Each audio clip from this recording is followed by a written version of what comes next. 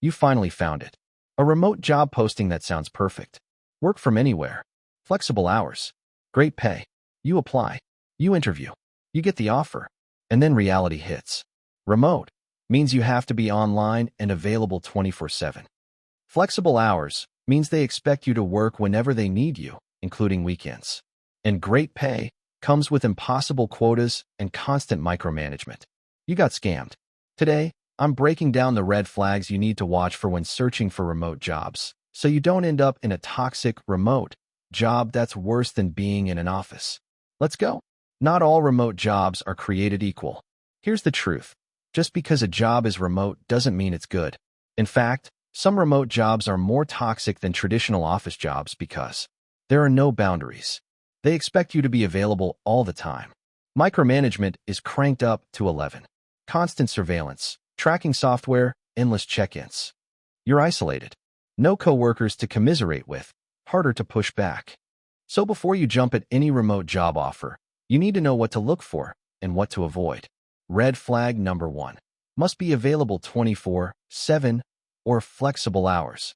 Let's start with the most common red flag. We need someone who's flexible with their hours. Translation, we're going to contact you at all hours of the day and night, and you're expected to respond immediately. Watch out for phrases like, must be available for calls across multiple time zones. Flexible schedule required. We work in a fast-paced environment. Code for we don't respect boundaries. Occasional evening/weekend work. Code for constant evening/weekend work. What to do? In the interview, ask, what are the core working hours for this role? Am I expected to be available outside of those hours? How do you handle after-hours communication? If they dodge the question or say, we're very flexible, without giving specifics, that's a red flag. Red flag number 2. Surveillance and micromanagement tools. Some remote companies don't trust their employees, so they use surveillance software to track everything you do. Red flags to watch for. Time tracking software that takes screenshots of your screen every few minutes. Mouse movement monitors to make sure you're active. Keystroke logging. Webcam monitoring. Mandatory always-on video calls. Why this is toxic. If a company doesn't trust you to do your work without constant surveillance, that's a cultural problem. It means they prioritize control over results. They don't respect your autonomy. They're going to micromanage every aspect of your day. What to do? Ask in the interview. What tools does the company use to manage remote teams? How do you measure productivity? If they mention surveillance software, run. Red flag number 3. Vague job descriptions. You see a job posting that says, we're looking for a self-starter who can wear many hats in a fast-paced environment. Responsibilities include project management, content creation, social media, customer service, sales, and more. Translation, we don't know what we need, so we're going to dump everything on you and pay you for one role. Red flags and job descriptions. Wear many hats. Extremely long list of unrelated responsibilities. Vague language like other duties as assigned. No clear scope of work. Why this is a problem? When a job description is vague, it means the role is poorly defined. You'll be doing the work of 3 people for the pay of 1. Expectations will constantly shift. You'll never feel like you're doing enough. What to do? In the interview, ask, can you walk me through what a typical day or week looks like in this role? What are the top 3 priorities for this position? How is success measured? If they can't give you clear answers, walk away. Red flag number 4. Unlimited PTO, but nobody takes it. Unlimited PTO sounds amazing, right? Except it's often a trap. Here's how it works. The company offers unlimited vacation days, but the culture is so intense and the workload is so heavy that nobody actually takes time off. And when someone does, they're guilt-tripped, or they come back to a mountain of work, or they're subtly punished for it. Red flags. Unlimited PTO, with no clarity on how it actually works. High-pressure culture where taking time off is frowned upon. No mandated minimum vacation days. Why this is toxic? Studies show that employees at companies with unlimited PTO often take less vacation than those with set PTO policies, because there's no structure or encouragement to actually use it. What to do? Ask, what's the average amount of PTO employees take per year? How does the team handle workload when someone is on vacation? Are there any blackout dates or times when PTO isn't approved? If they hesitate or can't give you real numbers, that's a red flag. Red flag number 5. We're like a family. If a company says we're like a family, run. Here's what that actually means. Boundaries don't exist. You're expected to prioritize work over everything. Guilt tripping is normal. We need you to stay late. We're family. Criticism or pushback is seen as betrayal. You're expected to go above and beyond without extra compensation. Why this is toxic? Work is not family. It's a transactional relationship. You provide labor, they provide compensation. When companies blur that line, they manipulate you into giving more than you're paid for. What to do? If a company uses family language, probe deeper. How does the company support work-life balance? What does a healthy boundary between work and personal life look like here?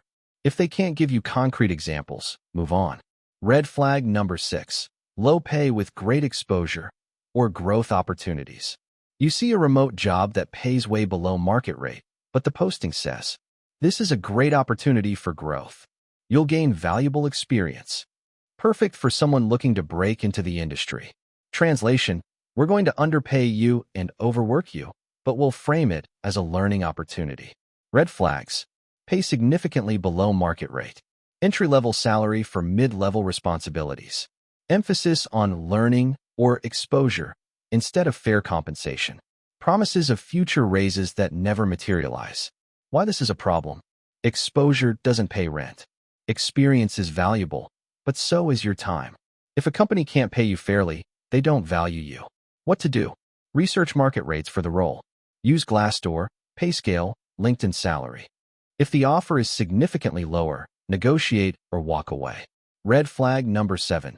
High turnover rate. If you notice that the company is constantly hiring for the same roles, that's a massive red flag. How to spot this? Job postings for the same position every few months. Glassdoor reviews mention high turnover. During the interview, you notice the team is very new. Why this matters? High turnover means employees are unhappy and leaving. The company has cultural or management problems. You'll probably be miserable too. What to do? Check Glassdoor and LinkedIn reviews. In the interview, ask, how long has the team been in place? What does success look like for someone in this role after 6 months? After 1 year? If the interviewer dodges or gives vague answers, be cautious. Red flag number 8. Independent contractor for a full-time role. Some companies hire remote workers as independent contractors to avoid paying benefits, taxes, or offering job security. Red flags. You're classified as a contractor but expected to work full-time hours. No benefits, meaning no health insurance, paid time off, or retirement. No job security. You can be let go at any time. You're responsible for your own taxes. Why this is a problem? If you're working full-time hours and exclusively for one company, you should be classified as an employee, not a contractor. Misclassification is illegal in many places, and it screws you out of benefits and protections. What to do? Understand the difference between contractor and employee.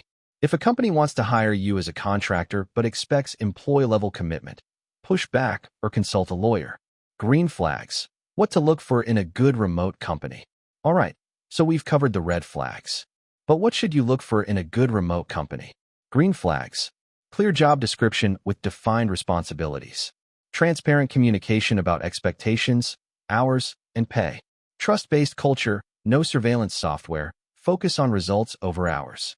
Structured paid time off policy with encouragement to actually use it. Fair compensation at or above market rate. Positive employee reviews on Glassdoor and similar sites. Low turnover, stable team, people stay for years. Respect for boundaries. No expectation to be available 24/7. Here's the bottom line. Remote work can be life-changing. It can give you freedom, flexibility, and control over your time. But not all remote jobs are good remote jobs. Some are just toxic office jobs with a laptop. So before you accept that offer, do your homework. Watch for the red flags. Ask the hard questions. Because you deserve a remote job that actually improves your life, not one that traps you in a different kind of hell. If this helped you, hit subscribe.